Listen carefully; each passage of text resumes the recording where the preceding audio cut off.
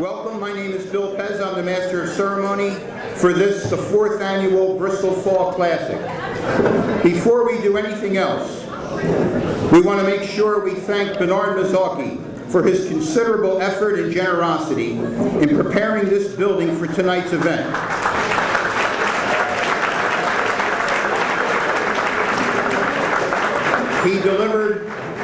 He delivered above and beyond expectations, not just in this room, but the entire 2nd and 3rd floor. His daughter, Brianna, who worked with the Grundy Library and Museum, as well as the Canal Museum, located and framed all those beautiful photographs that you saw, highlighting the meaningful role Bristol played in our industrial era and the prominent role of the canal. At this point, Amy McIlvaine, let's hear it for Brianna's work.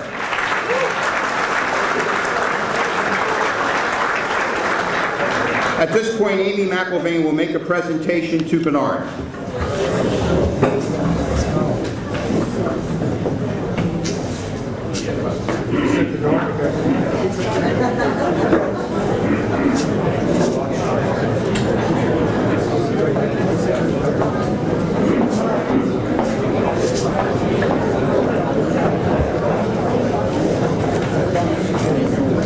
Good evening. Thank you, everyone, for coming. You do. I also would, before I thank Bernard for his tremendous generosity, I want to thank the committee that worked with me. They worked tirelessly to bring this all together for the last 3 or 4 months. But the man that made it all possible is standing right here to my right. I came over to visit with Bernard back in June or July. I approached him.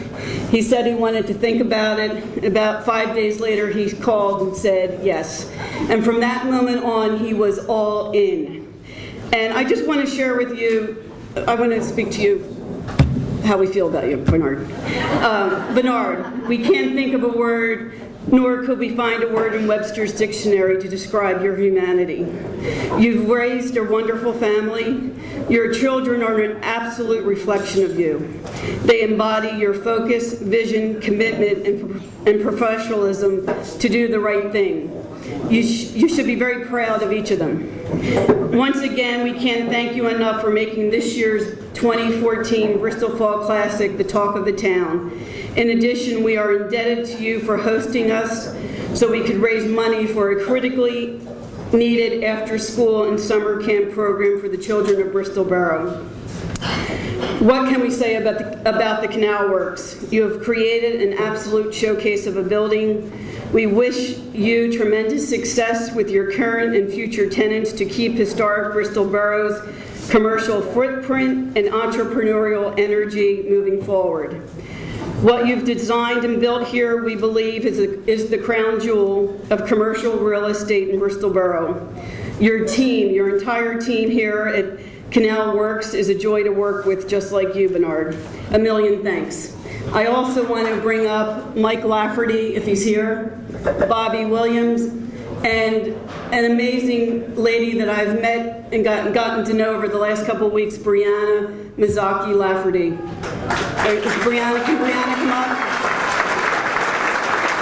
Oh, and also Brett Mazzocchi. That was sweet of you. That's true. It's true. I have your gift, but I can't find it. Oh, here we go. This is for you and Jeane. It's underneath. And this is for you. This is for you. This is in no way represents anything you did for us. Can't beat the last time. Unbelievable. Unbelievable. Everyone, this is Brianna Mazzocchi Lafferty.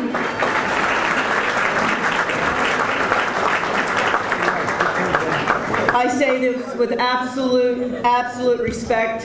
She has her father's vision, focus, and execution. She can bring it all together.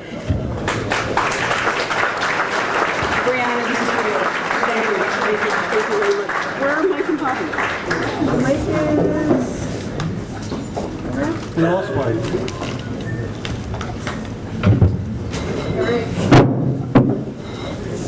Brett, this is for you. There you go. This is for your husband and Bobby. Thank you. I will make sure to get thank you very much. If everyone could give the Mazzocchi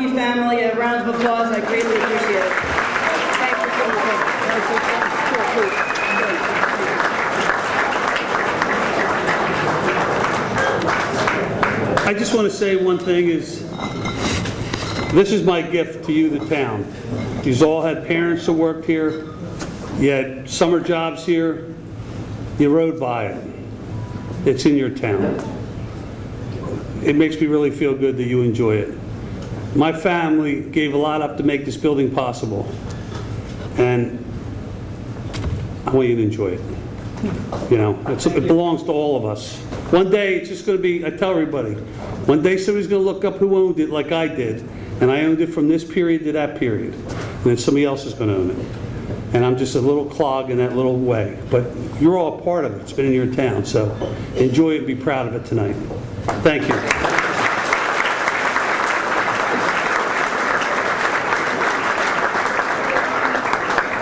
And Brendan Mazzocchi, it's my oversight. Brendan, thank you so much. He's always late. I'm sorry. Brendan Mazzocchi. He's always late. All right, and I'd like the committee members that helped me to bring this all together, I'd like them all to stand for just a second. And I'm doing this in no particular order. Ann Kazmiri.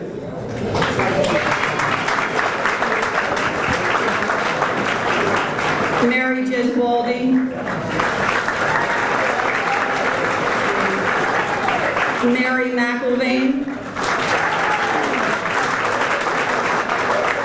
Rosemarie Strapoli.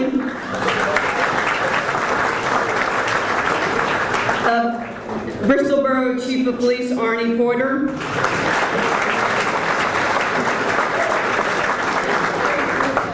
Joe Sambrella.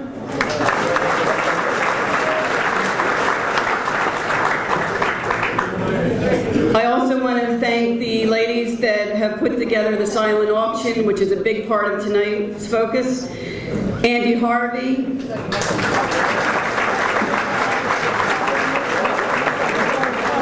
Pauline Tosti. Toki. And Jerry Fasciano.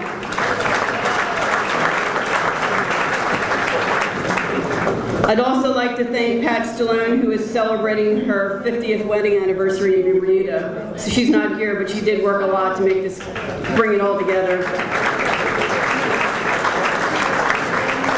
I'd also like to thank the Kerchochi family for everything they've done this year and everything they do in their previous years to bring all the pieces together and to take all those pieces away come Monday morning. Thank you so much. I want to thank the students at Bristol High. Last night we had an amazing group of young men here.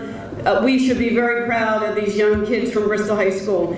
We have a handful of them here tonight. I know Olivia, Katie, and Caitlin, and Eric, and I forget the other young man's name, but they're all terrific.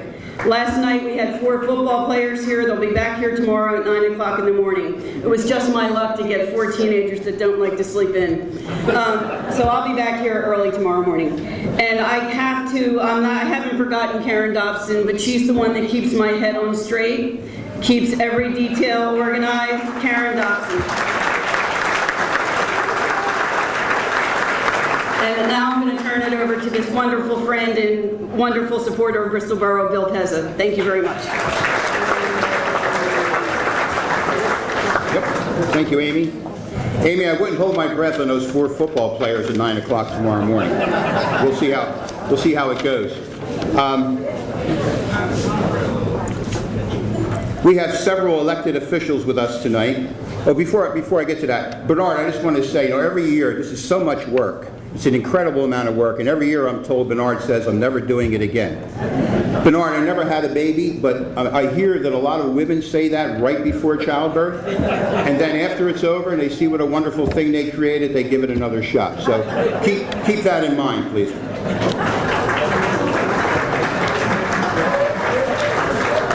We have several elected officials with us tonight. They've been invited to speak, and most of them have declined or said they want to be very brief in deference to our honorees. But let me say before I bring them up here that their actions over the years speak much louder than words. They have been steadfast supporters of our town in everything we do. Let me start with our United States Congressman, who's beginning his final term in Congress by choice, Mike Fitzpatrick.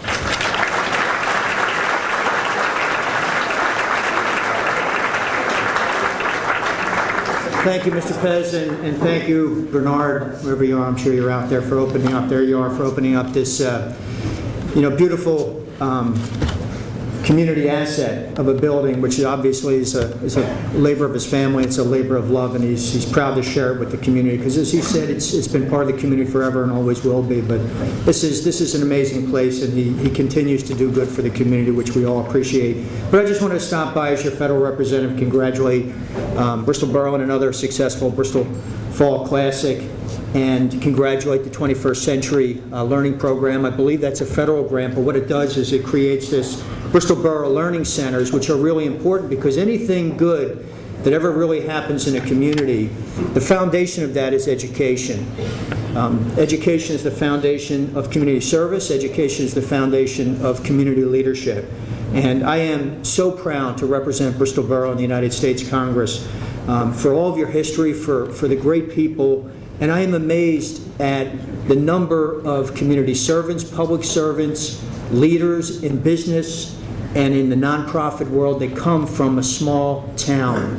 And any of you who have visited my office in the Capitol, I invite you all of you, when you get a chance to come down, you'll see how I feel, because Bristol Borough, there are pieces and pictures of Bristol Borough all over my office, and I invite you to come down and see it. You're here today to honor 4 outstanding leaders who had their start with great education.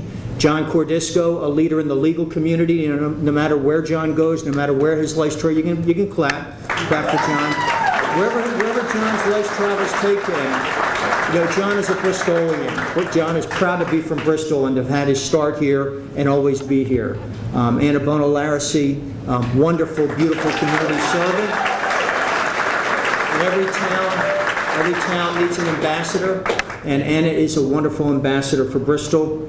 Merle, Winslow, you know, leadership is so important. And with Merle, leadership is most important during time of tragedy and time of disaster, and somebody who's been a leader in emergency services. It's important that you have a leader in that position at that time, but also when things are quiet and you need somebody to be planning. It's even more important to have a leader, and that's what Merle is. And finally, Jeane Coyle at the First Federal Savings and Loan. I saw Jeane last night. Even though, you know, the bankers, we all know about bankers' hours, but she works 24/7. She was at an event last night, clear on the other side of the county, actually on the other side of the county line, and I read when I was in Washington this week about the new partnership between First Savings and First Federal Savings and Loan of Bucks County, which I hadn't thought about until I read about, but I think that is a beautiful and wonderful thing for this community and for those 2 institutions. And I know Jeane was behind it, and we should be proud of that and support that, and I do. So as your representative, I've got a presentation. I'm sure all the presentations will be made later, but they give us, as a member of Congress, the opportunity to have a flag flown over the Capitol for great community servants and for wonderful accomplishments. And I have one for each of your honorees here today. And I just am proud to be here with you and to join with the Bristol community in congratulating each of them. Thank you, Bill.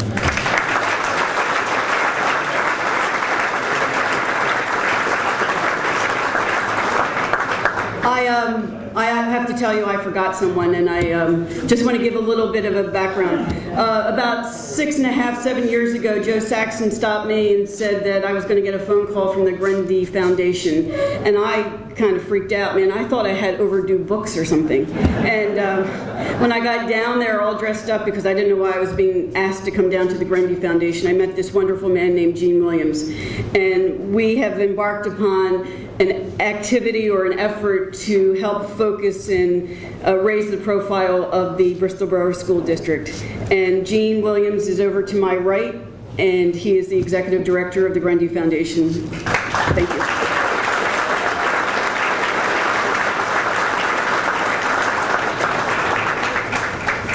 Two other extremely good friends of Bristol Borough over the years would like to make a brief presentation. State Senator Tommy Tomlinson and State Representative John Galloway.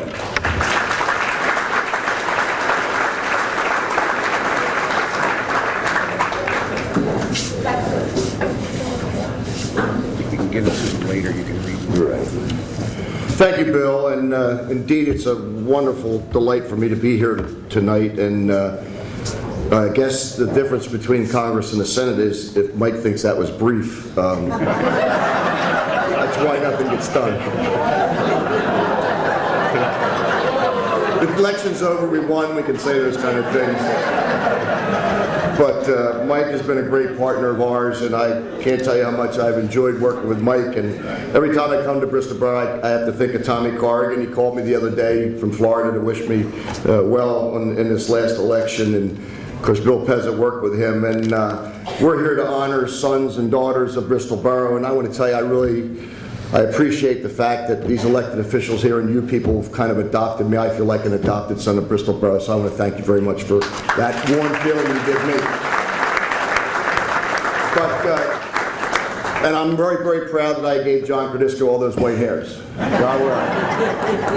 Thank you very much. And I think John gave me a couple of mine. But to John and Jeane and Anna, one of my favorite people, and Merle, John Galloway and I are here to present a legislative citation to the 4 awardees. And I'm not going to read the individual accolades that you all know and you've heard, but just now, therefore, the Commonwealth of Pennsylvania congratulates Anna, Merle, John, Anna, upon their richly deserved recognition. Affirmative states that he or she is a shining example of community spirit whose many contributions are worthy of deep gratitude and respect.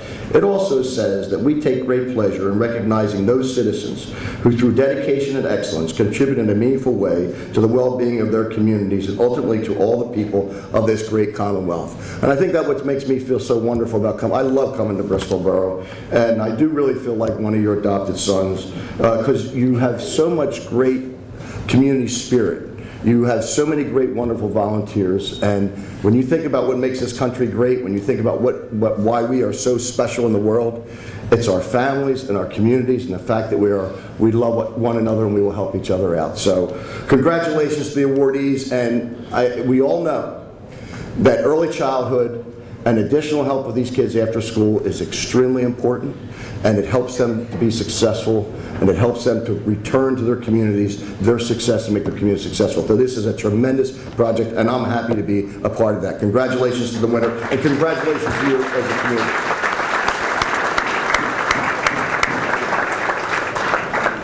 Thank you very much. One of the more difficult parts of my job is following great speakers like great brief speakers like Tommy Tomlinson and Mike Fitzpatrick. And I guess that's the difference between being a Democrat and Republican is knowing somebody else I followed. And first of all, congratulations to everyone, all the award winners today. But I'd like to single out one person, and that's John Cordisco. John, I followed John in the State House. I followed Tommy Corrigan, and before him was John Cordisco.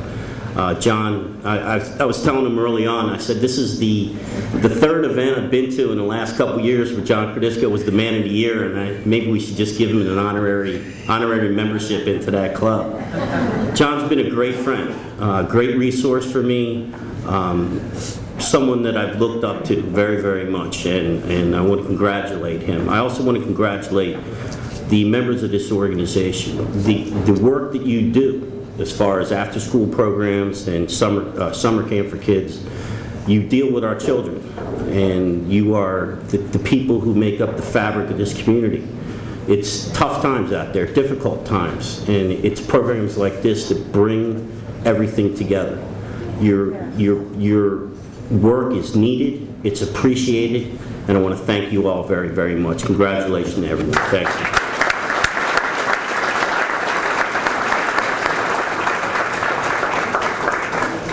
Thank you, John, Tommy.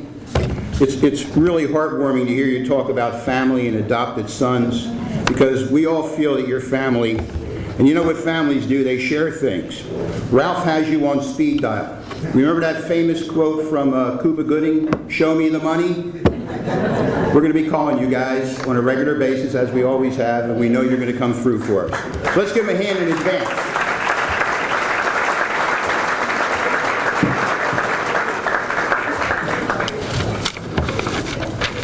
Tonight's theme is leadership through service, and we're honoring 4 individuals who fit that description extremely well.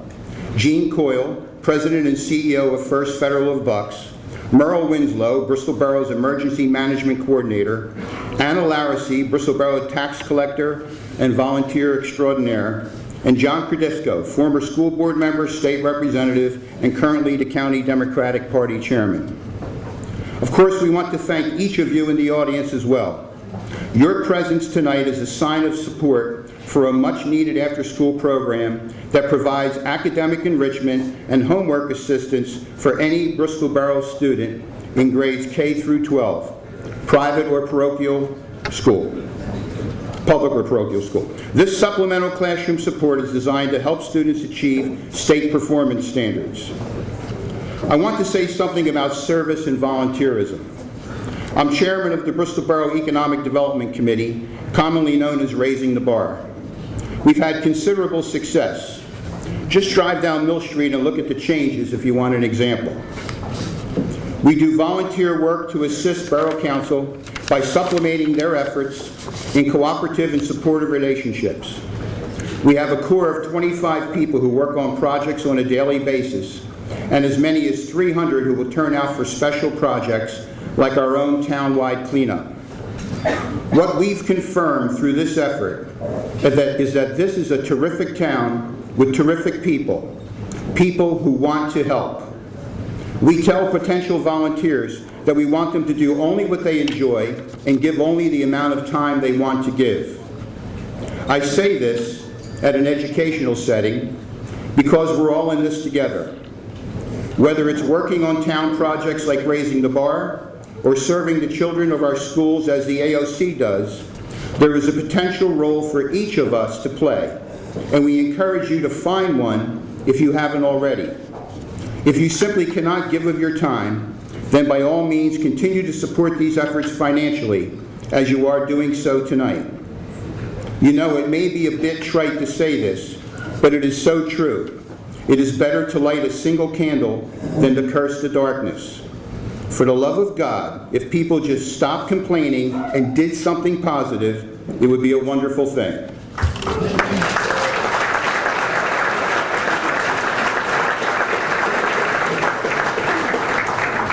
I want to refer you to our generous patrons and support the committee's ad book and encourage you to patronize their businesses, especially during this Christmas buying season. Let's keep it as local as possible. Speaking of the ad book, I get to do one advertisement as my fee for being MC tonight. And I'd like to refer you to our Raising the Bar brick sale ad in the book. We sell bricks, we do other things to raise money, and all that money gets spent on good things. And one of the, not a criticism, but one of the observations we hear is that, not everyone can afford to go to a $100 a plate dinner. Not everyone can afford to go to the gala we had in the spring, and that's true. And we want to do things for everyone in town. And a case in point is to be this Friday night, our tree lighting ceremony. It is going to be bigger and better than ever. It is free. We're adding attractions for kids. We're going to have a train ride. We're going to have a talking reindeer. We have a sample ice skater. We have all kinds of things going on, and it's free. Those things cost money. And the kind of support you give us by buying a brick or whatever helps us to do that. So if you haven't already, and 400 people have, but if you haven't already, find the brick ad in your program and buy a brick as a Christmas gift. It's a nice way to say to your family, we're going to enshrine the family name, or we're going to remember a loved one who has passed, or celebrate our business, or whatever. So please consider that. I'd also like, thank you. I'd also like to recognize the local officials who are here. First, our county commissioner and a good friend of Bristol Borough, Diane Marseglia. Diane.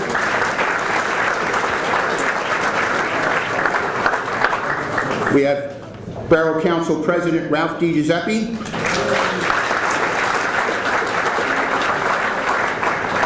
Council Vice President Robin Trinnell.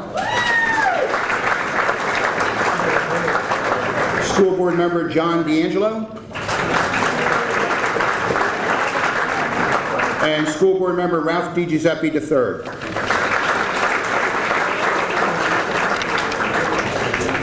We appreciate your attendance tonight.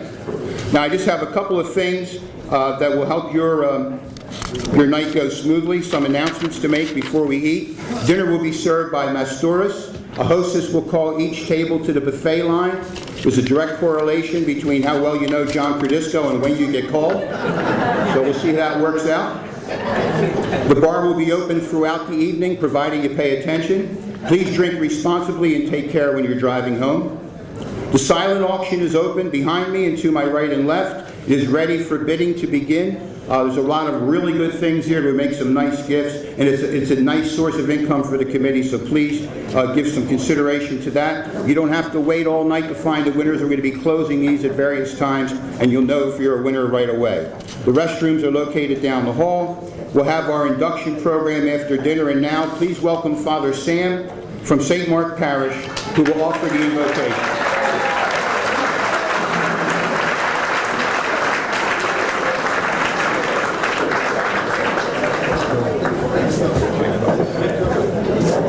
Thank you so much, Bill. And thank you for the little bit of applause. My time in Bristol has only started as of July 1st, but it's been a wonderful time for me. And the applause is really appreciated by me. I'm supposed to do the invocation, but before that, I wanted to tell a story. But now I'm realizing maybe a little bit of a joke would be fitting, because we're here to really not just honor people, but young people. So here's the definition of any youth. The definition of youth, because it serves K through 8? 12? K through 12. The definition of youth. Every day, every part of your body wakes up at the same time.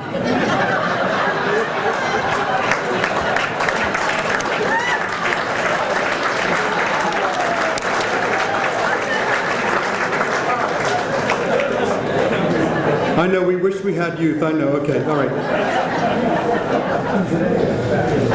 So if I could tell a little bit of a story, this, for many people, this might be very familiar. This goes all the way back to biblical times. There was a wealthy man, so wealthy that he had servants. And he amassed for himself several talents. Now, you can check with Jeane Coyle if you don't trust me, but a talent was not a measurement of weight, but of value. A modern-day example would be, would you like to have a pound of gold or a pound of feathers? They're both a pound, okay, but they have different values. At any rate, this master went on a journey, and he was going to divide his talents among his servants, each according to their ability. So for the first servant, he gave 5 talents, the second servant 2 talents, and the third servant 1 talent. Immediately upon his departure, the one who had 5 made 5 more. Again, talk to Jeane Coyle. Okay. The one who had 2 made 2 more. And the one who had 1 buried it. Now, burying is not to be considered a negative thing, because back then, if something had great value, you would bury it so other people would not be able to find it. When the master returned, the person with 5 said to the master, I made 5 more. He said, great job. I'm going to put you in charge of greater things. The same was true with the one that made 2, but the one that made 1 said, Master, I know that you're a hard master. You reap where you did not sow. I know you're a hard master. So I buried it. And the master said, wait a second. If you would have invested it, I could have at least gotten interest. You buried it. Tonight, we're about to honor people who maybe not directly, but in some way support programs that help our young people. So often we talk about, if I got the acronym correctly, it's STEM, science, technology, which I'm not good at, engineering, math, but it goes beyond to sports and music and dance and so many other things that our young people need today. So if it would be appropriate, I think we really should take a moment for prayer, not just over our food, but over the people that we are honoring tonight. Over Johnny and Jeannie and Anna and Merle. I know this room is full of people from maybe many different religions and maybe even no formal religion, but I ask you to pray for a moment in prayer. Oh God, giver of all gifts, tonight we pray for these honorees. At the same time, we cannot forget the young people they serve and the many people and companies who support these programs. As you have already done so, continue to bless all of these different groups of people, especially the honorees. Be present tonight at each of our tables as we enjoy fellowship and conversation. May those things give you glory. And finally, bless our food and those who prepared it and those who at times go without. Amen? Amen. Thank you, Bill. Thank you, Father. Thank you, Father.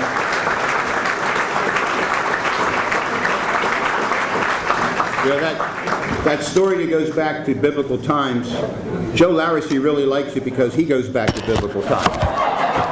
Enjoy your dinner. Okay, our first honoree is Jeane Coyle.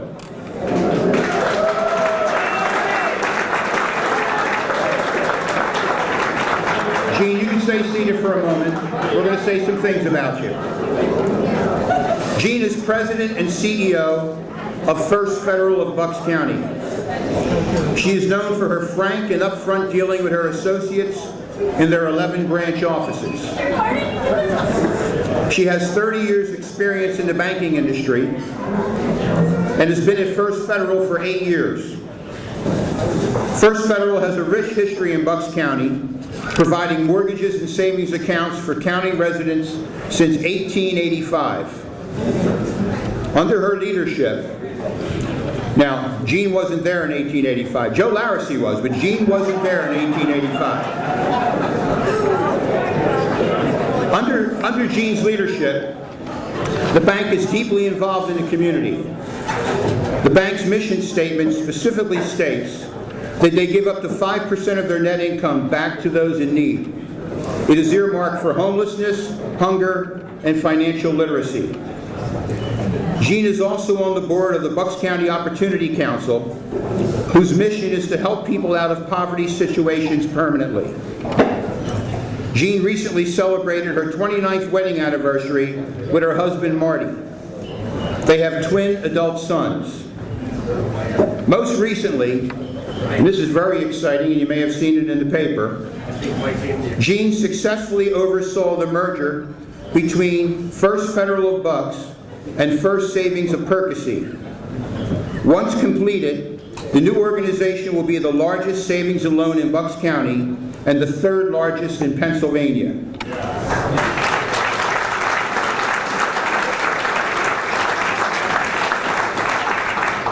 They will have 24 branches and employ roughly 300 people. Best of all, Jeane will be the new CEO of the organization. First Federal has been a mainstay of the community, and we look forward to many long years of partnership as Bristol Borough works to attract investors and foster economic growth. Jeane describes First Federal as being a part of the fabric of the community, and she is certainly a vital thread in that tapestry. Please welcome Jeane Coyle.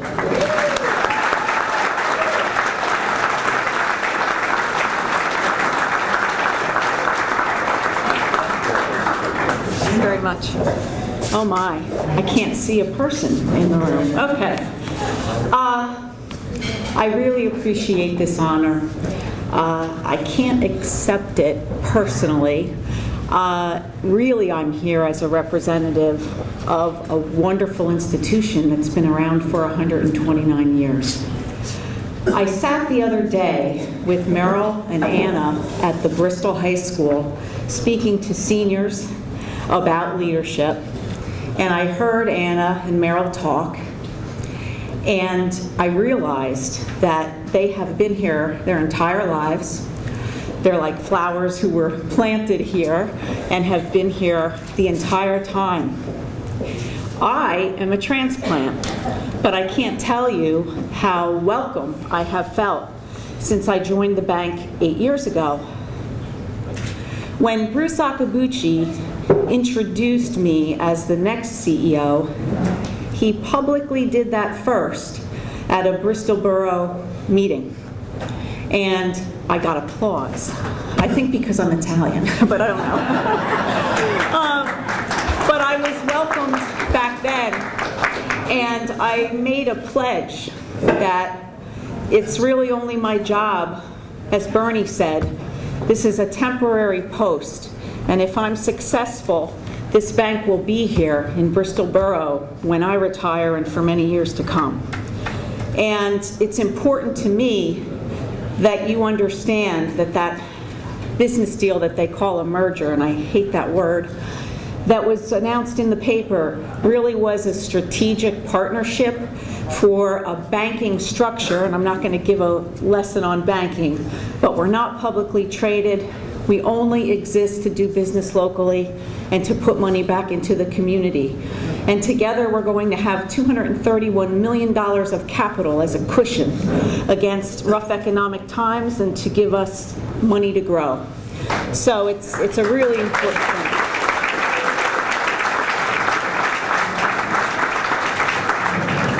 When I took the job as president and CEO, I met with some Bristol folks very early on. And I made the promise that I would become more active in the borough, not just with money, but with people, doing more work with the Business Association, the Rotary. I've spent time at the Bristol campus of Bucks County Community College. So I do want to recognize Patty Samuels, the branch manager in Bristol Borough. And there's an entire team of people who support you every day, and that's really why I'm standing here. I thought at first, when you told me you were going to give me this award, that you must think when I'm in the paper with all of those checks that it might be my money. But I mean, and that's all about the bank as well. But I want to, tonight, most importantly, look everybody in the eye. I need a speechwriter, I think. Collectively look you in the eye, and I can't see a person, and tell you that I'd like to give you an assignment, and that is to hold me accountable, because the words that I say tonight don't mean anything if, going forward, we don't continue to do what we're doing now, and we don't do more for Bristol Borough. And I really mean that. So you can call me, and I can't raise your CD rate right now, but you let me know and really hold me accountable. And thank you very much. This is an honor.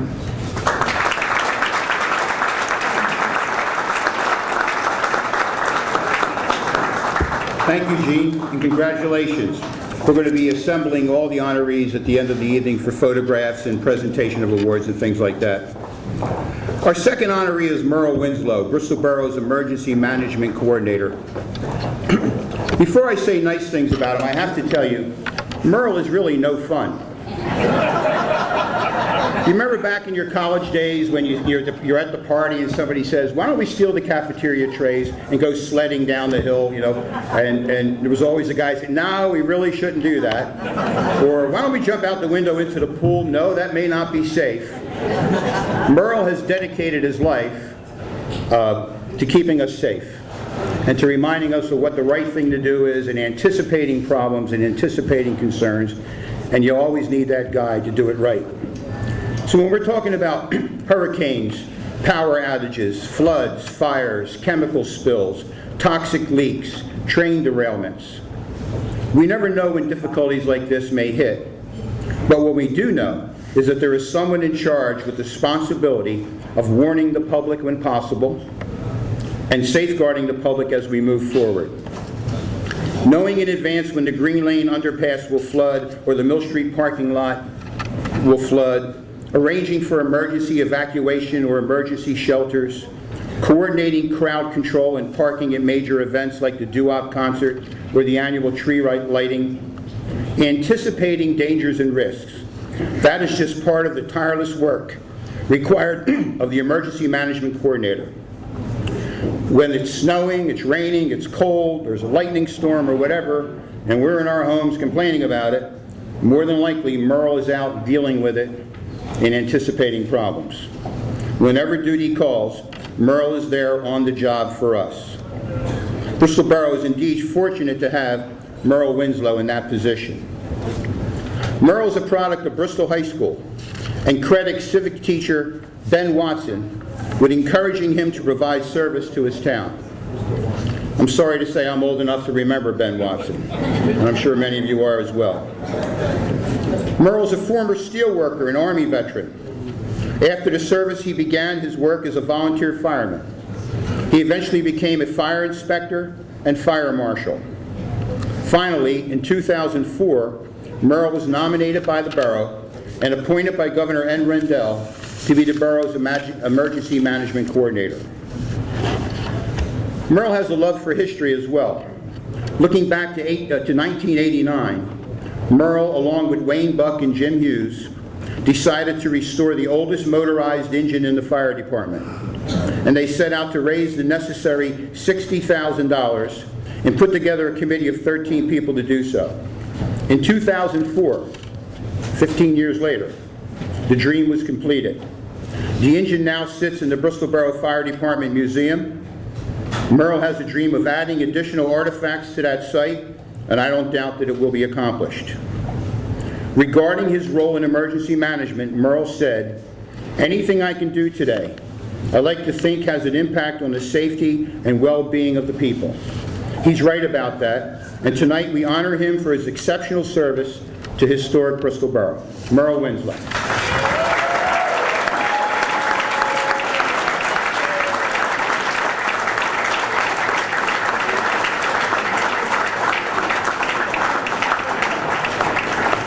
Is Merle here, or is there a flood somewhere? Oh, there he is. Okay.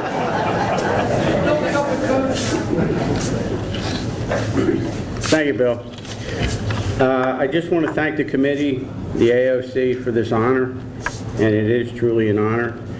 But I'm only one person, and our emergency services are the actual people that are out there doing the various things that need to be done.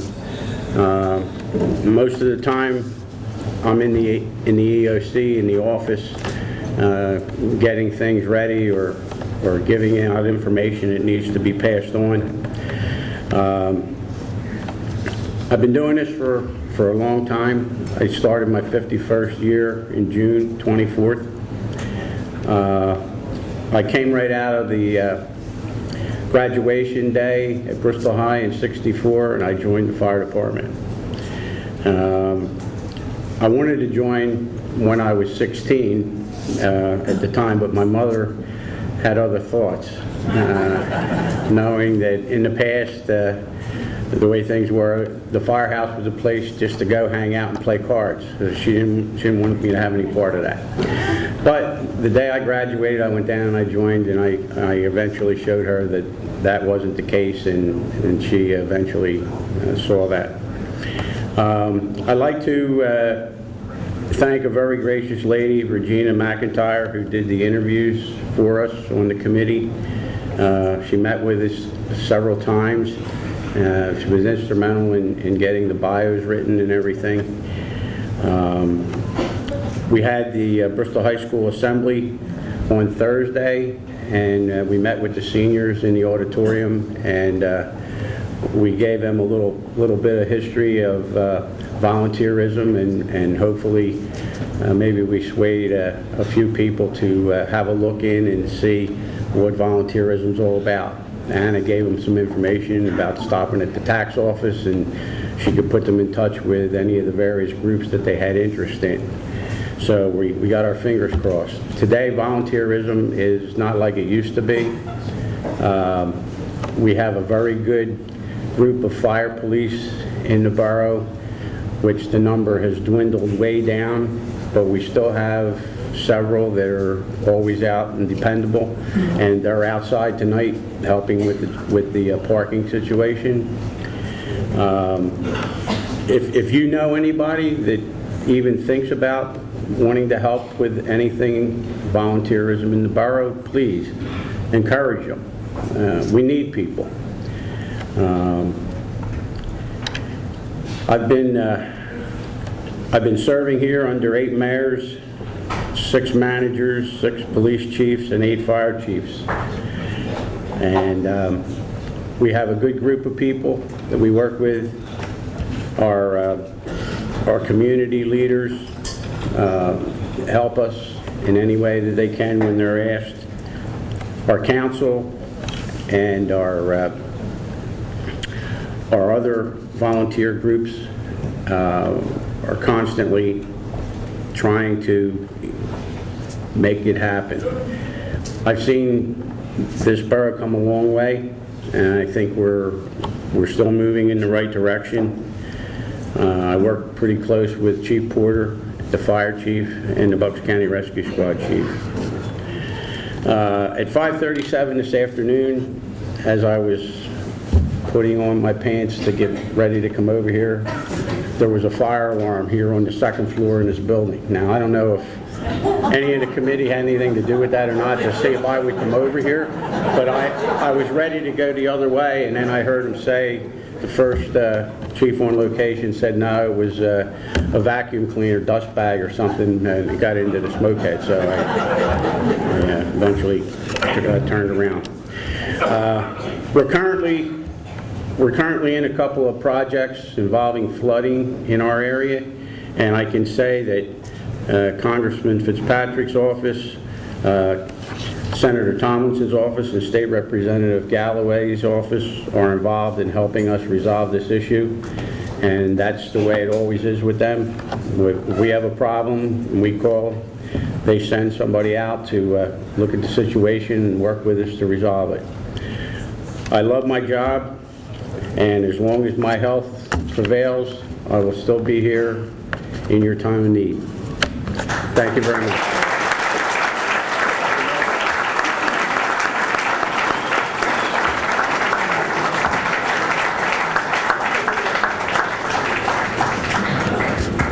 Couple observations. This event started at 7 o'clock tonight. Merle started putting his pants on at 5:30.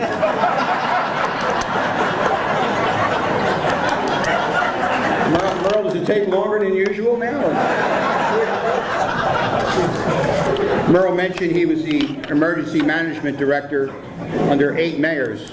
And just to really put that in perspective, well, Gary Tosti was mayor here for longer than Franklin Roosevelt was president of the United States. So Merle's going back a ways. I wanted to, I missed it in my notes, I wanted to recognize someone earlier, and I thought of it when we were listening to Jeane talk about business development and whatnot. We have an individual with us in the audience who took over a struggling hospital as an executive director of Lower Bucks County Hospital. It was a struggling hospital. We were very concerned it was going to close. Some units did close. It employs so many people from Bristol Borough. It offers some vital services, obviously, to the people of Bristol Borough. And I'm really happy to see what's going on there and changes in terms of physical changes of the plant and the services that we offer people. So I'd like Peter Adamo, who's sitting back there somewhere, to stand and just be recognized.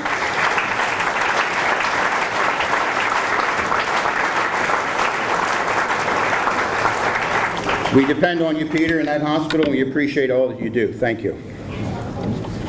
Our next honoree is tax collector Anna Bono Larrisey.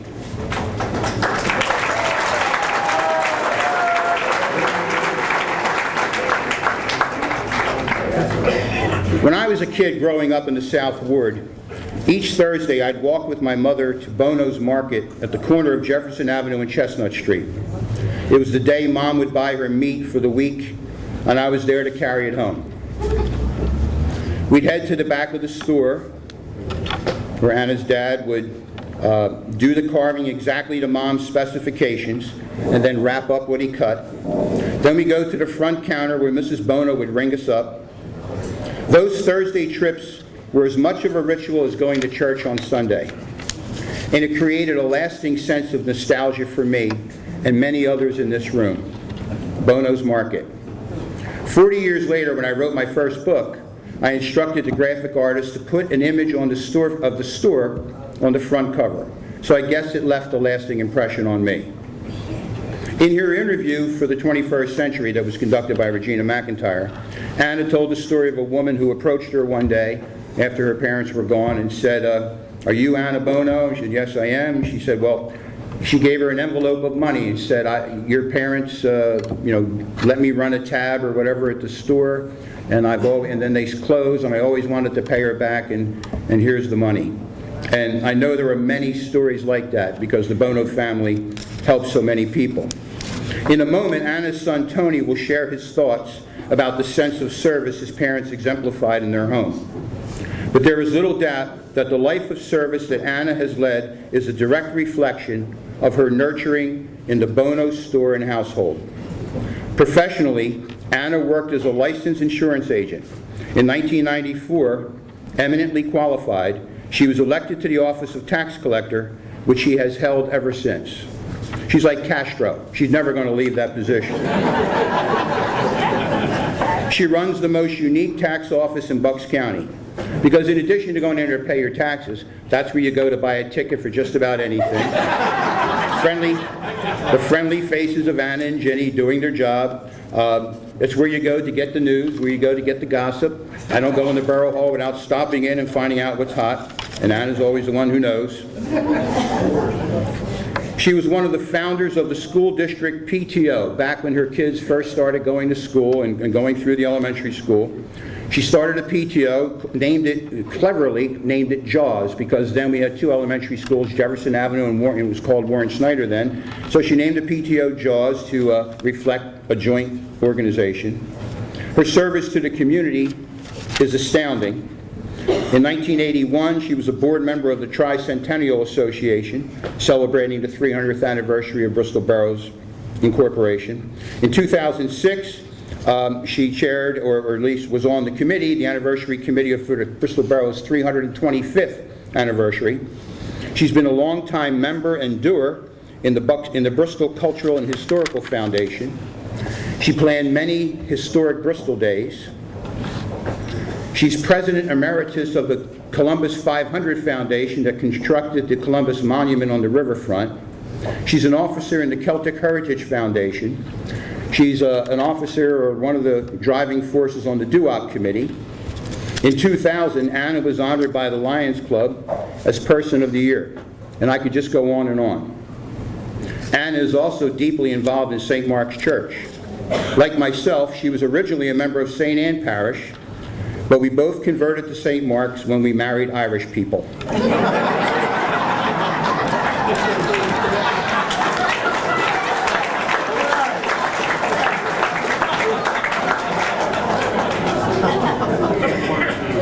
At St. Anne's, she was the May Queen.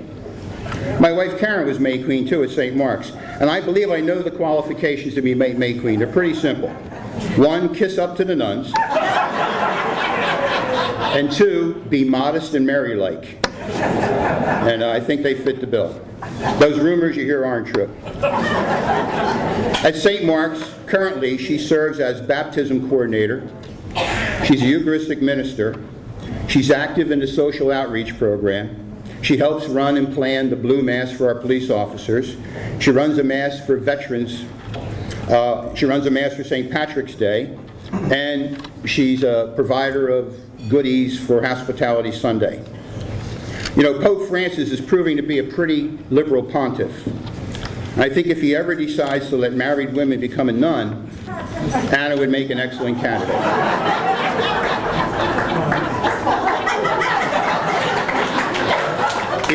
In 1995, she and her husband Joe co-chaired the parish's year-long 150th anniversary celebration.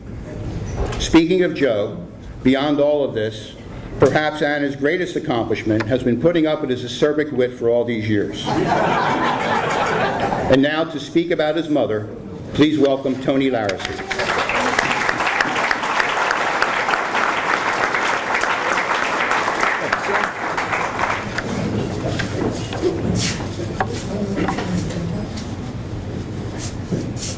Thoughtful, giving, inspiring, But enough about me. I'm here to talk about my mother. The theme of this year's Bristol Fall Classic is leadership through service, and I'm very proud to have this opportunity to share a few thoughts on how my mother has been selected for this honor.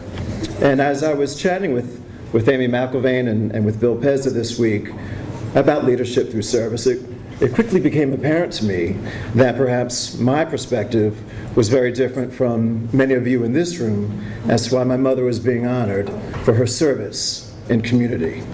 And as Mr. Pezza just perfectly described, many examples, right, examples of what volunteerism is for Anna Larrisey, her efforts, so much work with nonprofits and the various organizations and foundations. I thought it might be more interesting for me to think about approaching this in a different way. And instead of restating those examples, I thought I could speak to the meaning of my mother's work in service and volunteerism, at least through my perspective, my observations, and more importantly, my learnings. I'm big on alliteration, so I'm going to tell the story of my mother's volunteerism through the lens of values and vision.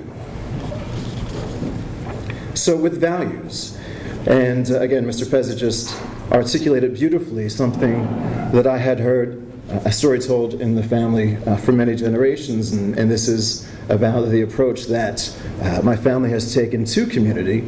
And the example that Mr. Pezza gave was my grandparents giving store credit in Bono's market, and even often paying for heating bills and that sort of thing for neighbors who were going through particularly rough times at any given point. And I believe it's those values of caring and of generosity and of gratitude that are the fiber of service, and something my mother would say is actually in all of us. And I know that volunteering may perhaps make us feel good, right? Or it might simply be satisfying some sort of a need. But what I've witnessed by my mother's example is that we do it because it's the right thing to do. So we do it because it's the right thing to do. This is my learning. Moving on to vision, this evening is called Leadership Through Service. And in order to be a leader, right, in order to provide service to community, or preserve history of a town, or to celebrate heritage, one must have vision. Now, work with me here. Are any of you familiar with T.D. Jakes? And I was just reading an article. He's an author and a reverend, actually. And he tells the story of giraffes and turtles. So let me enlighten you with this quick anecdote about giraffes and turtles. And what he says is that giraffes and turtles in the wild, right, in the forest, actually take up the same space, right? They each have their footprint in their place in the wild, but they have dramatically different worldviews. And if you think about it, the giraffe, right, eats from the tops of the trees, while a turtle eats from the grass. And he reminds us that we live from the level of our vision. So the turtle reports from his view down on the ground, from his eating on the grass, but the giraffe's view, right, his perspective is much greater, much bigger, much more inspiring. And I believe this is the core of having vision. And when you are built tall, right, as my mother and the other honorees that we're honoring this evening, know that when you compromise your position, you lower your perspective. So it is actually all of our obligation to hold our vision high. So holding true to your vision, this is my learning. And finally, one last thought, and I know my mother would want me to talk about actually taking action, right? Because the talk and the thoughts don't mean anything unless there is action to be sought. And service isn't anything unless we do something about it. So if you thought the idea of turtles and giraffes was an unusual metaphor, I have one last zinger to think about this evening. And for many years, I actually worked for Patti LaBelle. And in one of her songs, one of my favorite songs that she sang, the lyrics say, "When you've been blessed, pass it on." And I think that it's that awareness of just how fortunate all of us are here this evening that fuels the drive that is this thing that we call service. And we all do have a lot to be thankful for. So in the spirit of leadership through service, and as I believe my mother would like, I'd like to encourage all of us to do it because it matters, to hold true to your vision, and then to pass it on. So with that, I'd like to introduce the thoughtful, the giving, and inspiring woman who also happens to be my mom, Anna Larrisey.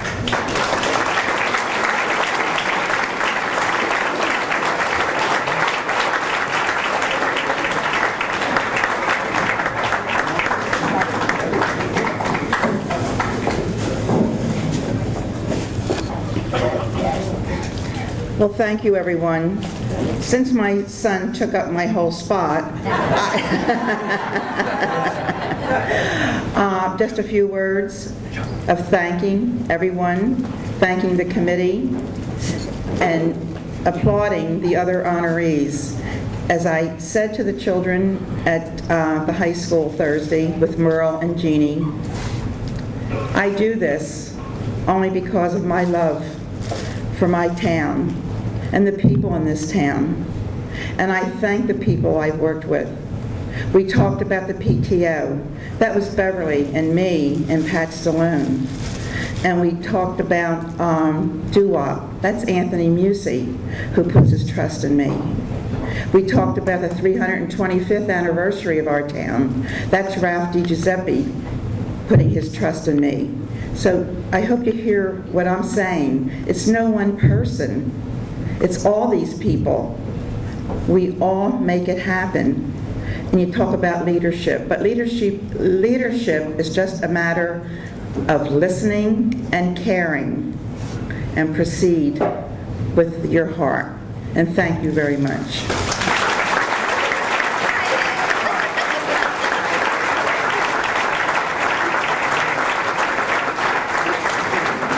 This is my older son, Joseph, and his wife, Jennifer.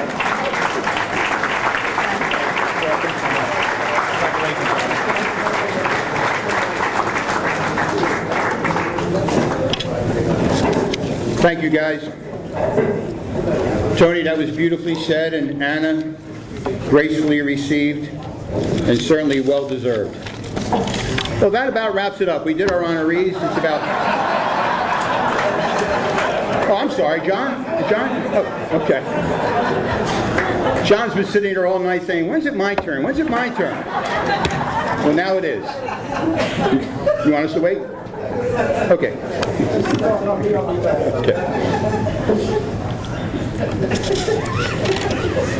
Okay, John Cordisco. Our final honoree, John Cordisco.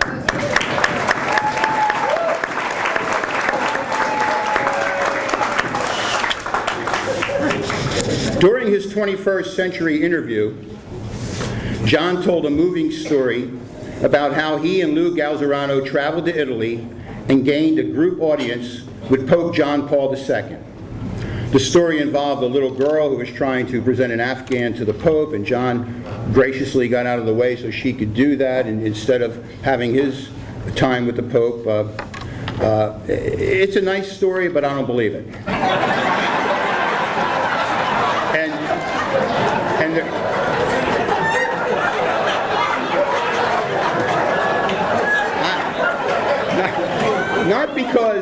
Not because I don't think John would get out of the way and be gracious to the little girl. It's not that. I think if John would have spent 10 minutes with Pope John Paul II, he would have come home with a papal appointment of some sort. He would have been in charge of something and had the Pope's blessing. I'm only kidding, of course, John. The story is true. John Cordisco is a remarkable individual with a remarkable story. And I want to touch on two elements of his life: his political and professional achievement on the one hand, and his service on the other. I'm going to say something that may sound like an exaggeration, but I don't think it is. You know, we talk about different kinds of intelligences, and we talk about learned behavior and innate behavior. I think John can be thought of as a political genius. Consider this. He was elected to the Bristol Borough School Board at the age of 21. Reflect on that. To my knowledge, that made him the youngest official in Bristol's history. But that was just for starters. 3 years later, at the age of 24, he was elected at Pennsylvania legislature. Yes, at 24 years of age, he was able to convince the 35,000 people of Falls Township that their state representatives should come from a kid on Lincoln Avenue in Bristol, Pennsylvania, with a town of 10,000 people. John, I'm still not sure how you did it, but it is a remarkable feat. It's a remarkable feat. And in doing so, he helped ensure that our next state representative, the one I worked for 20 years, was also from Bristol Borough. And I can't tell you the benefits we received from having us, and I know, is John Galloway still here? I don't want him to get nervous. He's safe. He's safe, because the seat has returned to Falls. But for all that time, and continuing with very good service from John, programs and benefits and money flowed into Bristol Borough that we use very wisely. And it's a tremendous accomplishment. Today, of course, John serves as chairman of the Bucks County Democratic Party, and during his tenure has increased the voter registration to the point where Democrats now hold a majority in the county.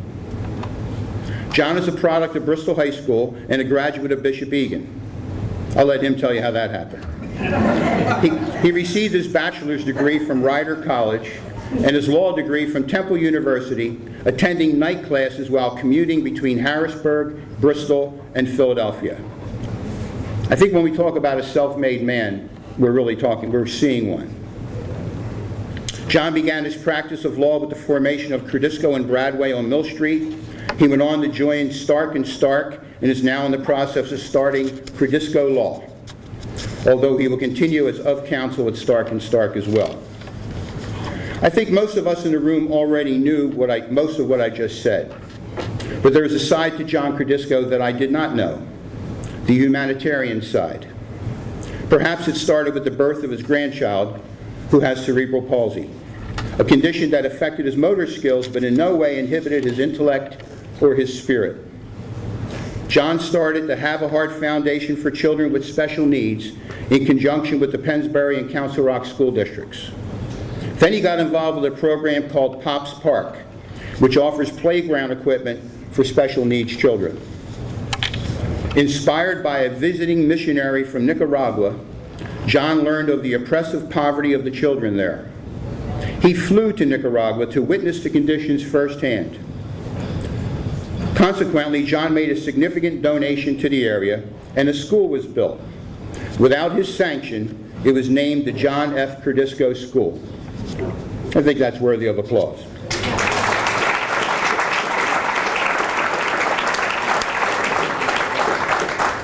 Working with an organization called Food for the Poor, John took a trip to Haiti, where he witnessed the plight of the children there.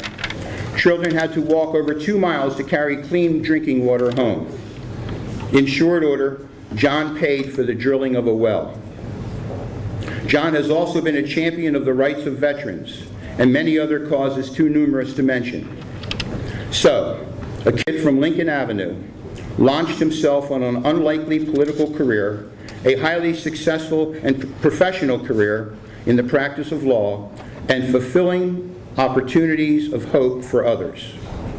Well done, John Cordisco. Your hometown is proud of what you have accomplished. Let's welcome John.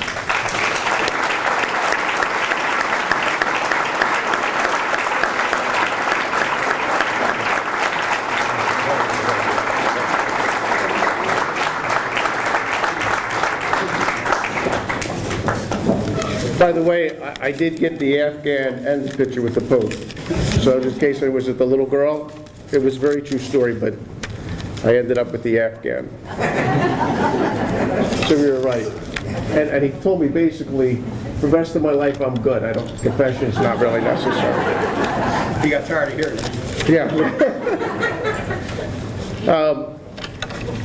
I narrowed the speech down from 12 pages to 4 so that I can at least make this brief. But I first want to congratulate Bernard Mazzocchi for such a beautiful building and the differences that he has made within the community itself and the other buildings, the Jefferson, the Firehouse, and the vision that he had. And I don't think Bristol's ever looked better So a tribute to Ralph DiGiuseppe and council for the vision that they've had for the town.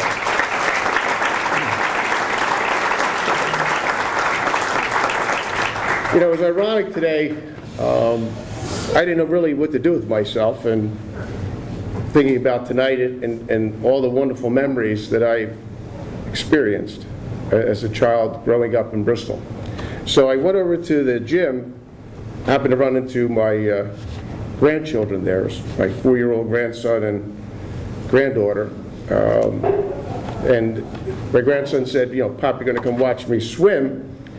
And I went in there and saw him swim, and he was doing the doggy paddle, and my granddaughter immediately dove in the water. When I said, well, I understand, you know, having spent so much time at Fifth Ward Pool, that my granddaughter got my genes, and we're still trying to figure out where my grandson fits with the doggy paddle. And my daughter-in-law's here, I hope that improves. But at the gym, I was just shooting some baskets, had not had a time to do that because of 2 shoulder injuries. And lo and behold, Mark Schweiker's son comes over, and we're just chatting and shooting, and these young kids come over, and they said, listen, we have 7 of us, we need an 8th. And Mark's son said, well, I'm leaving. So the young 16-year-old looks at me and says, can you play? At which point Mark's son said, he's from Bristol. Are you kidding me? Can they play? And we played. But to me, wherever I go, and people ask me, where are you from? I proudly say Bristol. I'm sure everyone in this room feels the same way. Bristol is a special place. As a child, we got a chance to roam the streets and went from friend's house to friend's house without any fear. Our parents very seldom locked the doors on their homes. No one had a security system. You're always welcome at each other's house, whether it was for lunch, for dinner. You know, I'm sad that I can't tell my grandchildren about that experience, for that's something they will never have the benefit of today, unfortunately. But the memories, as special as they are, you know, I remember going to kindergarten and there being 105 of us and 1 nun. And how she had complete control is still a marvel to this day. I think the baseball bat probably had a little bit to do with it. And having a chance to meet my first friends, just talking to Mario Cayone, who's here today. Our first day of school, we became friends because we looked at each other and everyone else in the room was crying. And we looked at each other and said, we don't know why they're crying. And I said, Mario, don't worry about it. I got this thing handled. I have the whole nun thing, we're good. Which allowed me to steal cupcakes out of his lunch bag where I sat behind him for several years thereafter. But when you went from home to home, and I started just to think of those experiences, you know, when I would go to Dave Ciccoletti's house and have spaghetti and crabs, you know, and realizing that his father was the first one to teach me how to catch a crab. Or to go into Mike Missinelli's house and walk in and smell meatballs, and all I have to say was I was hungry, and immediately his mom would, meatballs were on the stove, or whether I wanted macs and beans, which my family still eats today. Or Bobby Segola's house, where there's a deli next door. You always loved going to his house because it was like great. You just go from one room to the other, and you got a bologna and mustard sandwich, and those great vanilla Oreo cookies that to this day I still crave. Where can you get that anywhere else? And learning how to drive in Donnie Pitalillo's backyard, he was the first one to have a gas go-kart. And him defending me as I went almost through the fence, and because I didn't know how to work the brakes. Those memories are just incredibly priceless. Or having the benefit of a youth league. Those coaches that gave so much of their time. the Louis Persicettis, the Artie Connelline seniors, just so many of those guys that were there for us as kids. You know, where I get to meet Joey Kervick, who played for Moose, and beat Mike Missinelli's Stoneback Lumber team. Or see Johnny Kazmiri, who threw really hard as a kid. We just hope we just able to hit the ball. Or wherever we played basketball in Junior Fields as Hall. You know, the teams were Army, Navy, Harvard. I had no shot at that team. But, you know, guys like Pete Mancini got their first attempts to play at that league. Mario, Michael, Lenny, myself. Growing up with guys like Johnny Cirinelli across the street as kids from one house to the other. Louis Gazzarano being petrified to stay in his house.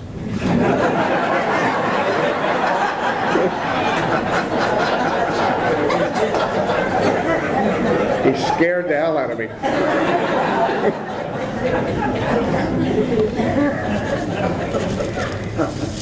And then as you move on, you know, in life, going on to high school and meeting a new set of friends. You know, Greg Pinelli, Mike McCready, Andrew Quarles, all the guys that we played, Van Lam, 9th grade basketball, Mario, Mike, Lenny. They were priceless.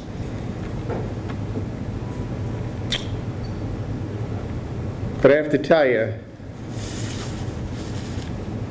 there are other heroes in my life, other people that came into my life that I look up to, who, as heroes, who have made me look at life differently as we approach a different time in our life. These are people that I believe define character because they do these things when no one else is looking and no one else is thinking about it. You know, people like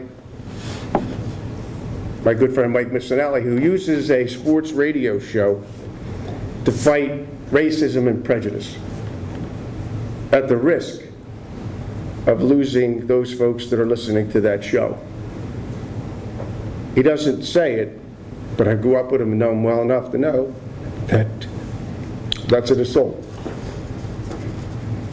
Or Rosemary and Carol Mignoni, who every Sunday gave music to St. Anne's Church, to such a point that even today, I just started voice lessons just because of their influence. Every day, every Sunday, they were there as an example.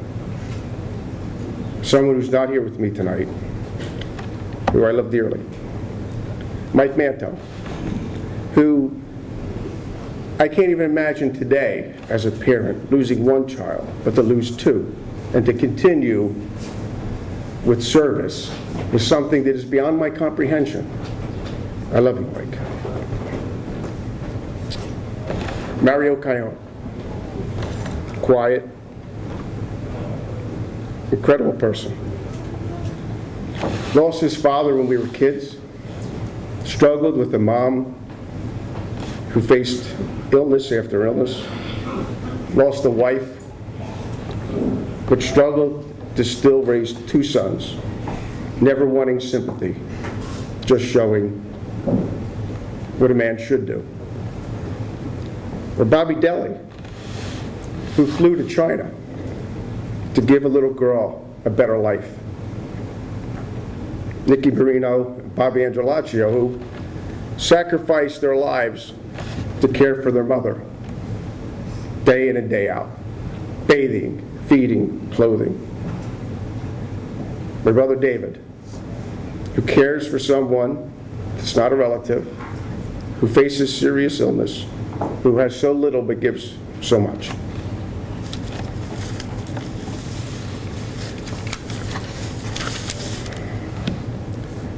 Sharon Edmondson Cordisco, my childhood sweetheart, the mother of my children, and my good friend, who, as a teenager, married another teenager, and the two of us struggled. But she stayed there and sacrificed herself, far brighter than me, second in her class, to give 3 beautiful children a better life. Kelly, John, Nicole. If that wasn't enough, she cares for my grandson Kyle, and has done so since he was little. Never looking for an applaud. Ironically enough, Sharon wanted to teach children with special needs. My grandson Kyle, who opened up a whole new world for me of children so special that I had no idea, no comprehension of what their world was like. I saw him endure surgery, therapy, and continue to move on. He's now at Bucks County Community College, and told me the other day, while we're going to therapy, that he took a test that said he had a 90% chance of being president. I told him, when you're at 99%, give me a call. But because of him, yes, Have a Heart was created with a bunch of wonderful people that we provided a special needs camp, 2 parks, and provide financial assistance to those families that are struggling with the cost of caring for such special children. I'll share with you just one story. I was at the gym in my grandson's summer camp, and a bunch of special children in the pool. And I have to tell you, I didn't know how to act. I didn't know what to do. So as I stood by the pool, petrified to jump in, I didn't know how to take that first step. And my grandson was swimming, and all these kids were having a great time, most of them with autism. And one little boy looked up and said to me, "Just jump in." I jumped in, and it was the best swim I ever had in my entire life. And then there are 2 special people. My mother and my father. My mom's 83, she's here tonight, and my dad's 89. My mother is without a doubt the most selfless, loving, trusting person I've ever met.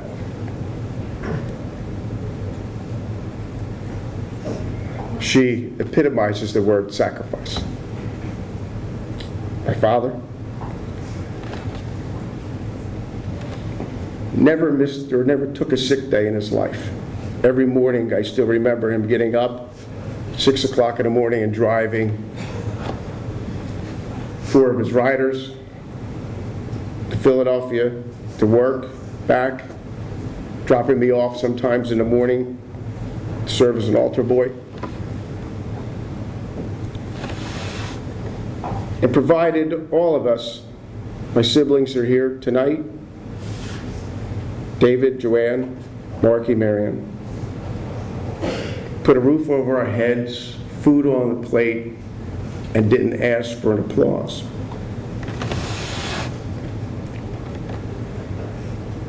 "40 years of his life, day in, day out, still caring for his family today at the age of 99. I truly believe that this honor you give me tonight is not necessarily one that I can accept as an individual, because I've been so fortunate to have so many wonderful people from Bristol in my life. You have shaped my life, and any good that I have done is because of you. So tonight, I thank you. I love you, and I salute you. God bless.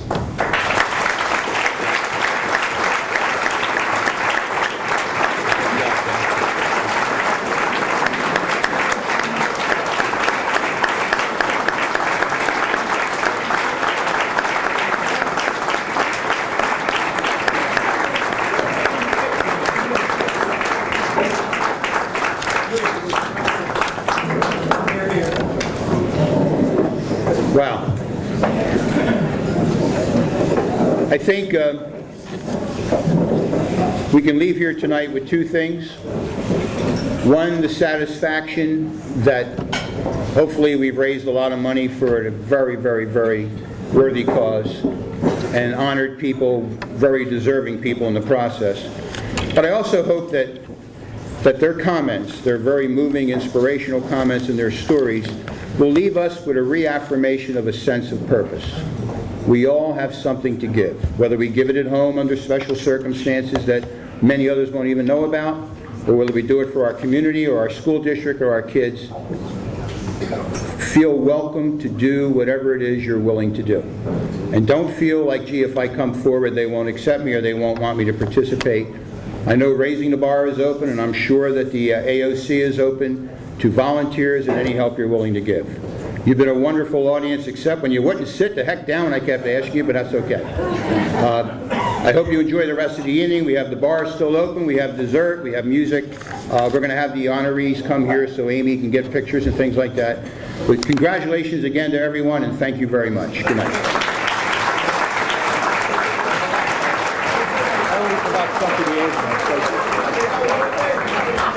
You know, everyone misses something. I forgot you, Chuck, and I just want to apologize. Not only is he a great friend and introduced me to Jimi Hendrix and the John McLaughlin, Maurice and the band, we all know that popular group, he's also been probably the best personal assistant anybody can find. Chuck, I'm sorry. Okay, enjoy.